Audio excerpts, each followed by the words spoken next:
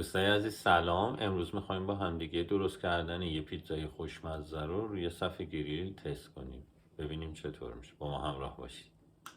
ترجیحاً روغنای سرخ کردنی.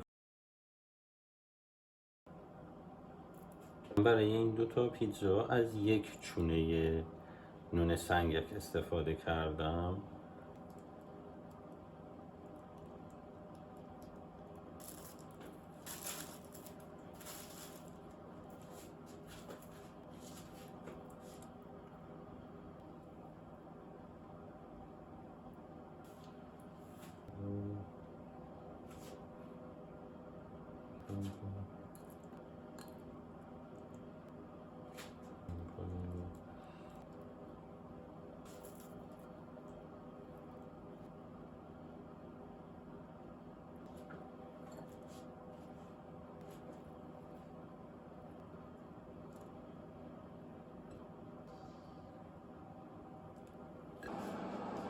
دوستای عزیز، این از پیتزای ما میذاریم داخل فری که از حدود 40 دقیقه شد این پیتزا آماده شد توی دمای 225 درجه. تا حالا روی صفحه گریل پیتزا درست کرده بودی؟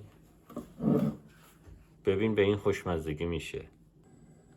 این هم از پیتزای خوشمزه روی صفحه گریل. امیدوارم درست کنید و لذتشو ببرید.